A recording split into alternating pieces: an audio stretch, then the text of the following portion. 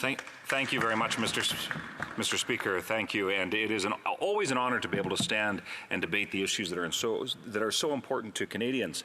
And but, Mr. Speaker, if I could, I'd like to cast some light on some of the rabid disinformation and misinformation that is being propagated, certainly by that parliamentary secretary across the way and the House Leader from the New Democratic Party. In fact, that member will be very, very interested to hear that it's a relatively common practice to bring about amendments at report stage, and in fact it's that member himself that did so in, we have an example from 2016, and I have it in front of me, where he moved a motion that would delete Clause 1, which is the short title, and his explanation of doing so was not that he was trying to delay and stop legislation, but rather that there were important issues that needed to be discussed. And in fact, there's a number of examples where that member, that parliamentary secretary, was quick to move amendments that were in substance not necessarily substantive, but to ensure that certain issues could be discussed about, because it is some of those issues that are so important in the context of the discussions that we do have in this place. And then to remind the NDP in this place, and specifically the House Leader of the NDP, that while they are maybe the worst negotiators in the history of coalition agreements, that they have accomplished virtually nothing while propping up a government that continues to do things that they complain about on a daily basis. I'll put that issue aside. But they have actually moved a number of amendments, and in fact I have an example here from in 2018, NDP member from Victoria, seconded by a member of the Bloc Québécois, moved a motion that would have deleted a short title as well. So, Mr. Speaker, the indignation shown by other members of this place, I think, speaks to how they are so quick to dismiss the very, very valid concerns that can be brought forward, including, in this case, by members of Canada's law enforcement. And I would suggest that what drives the attitude to which they are bringing the debate into the House today is not one of wanting to pass this bill, because, Mr. Speaker, here's the facts. This bill has twice died on the order paper.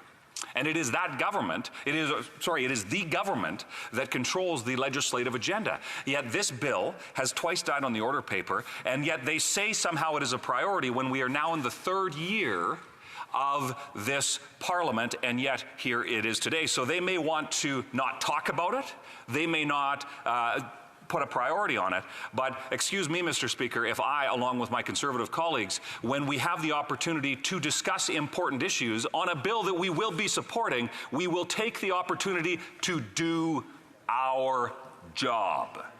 Because, Mr. Speaker, that is why Canadians sent us here. So it is, I think, indicative of how truly dysfunctional those two parties are when we hear the absolutely absurd rhetoric that is being propagated by senior members of those parties. Now, Mr. Speaker, specifically when it comes to the substance of the bill that we are debating today, there is, many Canadians may not understand the specifics around what we're talking about. But I think that most Canadians would agree, and certainly those that I chat with when it comes to some of the issues that are facing Parliament. But then there are those that face challenges, those that have a complaint. When there are concerns that are brought forward, and specifically when it comes to policing and in particular the RCMP, there has to be a process in place to ensure that integrity, that complaints can be talked about, investigated, evaluated with integrity. Now, it is my understanding that as the study was undertaken at committee, there were a host of witnesses that talked about things that could be made better in this bill. Now, there's agreement among all parties that changes have to be made. And this is a shining example, despite the absurd rhetoric from other political parties here today, that there is, I think, a desire to see some changes brought forward to ensure that there is integrity within our policing system. But I would suggest, Mr. Speaker, that we need to take seriously some of the suggestions that have been brought forward. various stakeholders, including Indigenous chiefs and folks from the National Police Federation, have flagged that that there will be resource issues.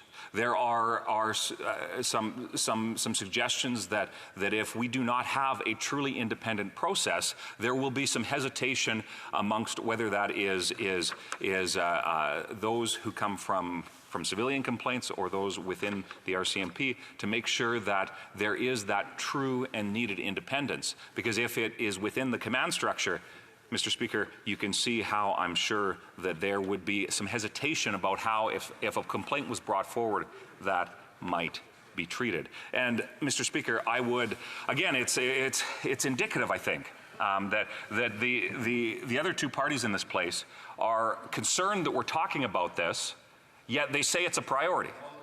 And here we have, I think, an example of that is that it is deep within their ranks. There is this anti-police, anti-law enforcement ideology that is permeating. And it's this defund the police type movement that they may not stand publicly, and a few of them have, and we've heard those things, and Conservatives have been quick to call out the absurdity of that. But it is concerning that they are so, they say in this place that it's important, yet they are unwilling to actually take action. And I would suggest that that's driving what they're, as they talk in a way that shows such indignation that we would dare talk about this, have additional debate. So I would suggest that there's a deeper cause driving that defund the police that needs to be stopped. Because I'll tell you, Mr. Speaker, in Canada today, it's not easy to be a police officer. I speak with police officers on a regular basis. I compliment them and thank them for their service, because it's not easy when you have so many things working against them, whether it's how they feel demoralized when they put sometimes hundreds of hours of work into an investigation only for that perpetrator to be let back out on the streets. Absolutely unacceptable. Whether it be some of the other issues that are faced as we continue to bring awareness to mental health and trauma-related mental health injuries, and how all of those things brought forward. In fact, it was an honor, and my colleague from Bruce Grey Owen Sound is here. It was an honor to be able to attend the Sam Sharp dinner. Now, that was specifically in relation to the military and the story of Sam Sharp, but it talks about that bigger issue of occupational brain injuries and PTSD, and how it can have a devastating effect. So morale within police departments across Canada is certainly a huge issue. Now, if I could, Mr. Speaker, there are two specific concerns that I wanted to bring forward that are related to this, and how we need to make sure that government is responsive to the concerns. And I would simply suggest that when it comes to making sure that the RCMP and every aspect of what that looks like in terms of being able to support our men and women who wear the red serge, or whether that be the other police services across our country. It was raised to me, and I won't get into the specifics, but I have a local law enforcement member, and I know he'll know who I'm talking about. But he talked about how he served as a police officer in Afghanistan, training national police there.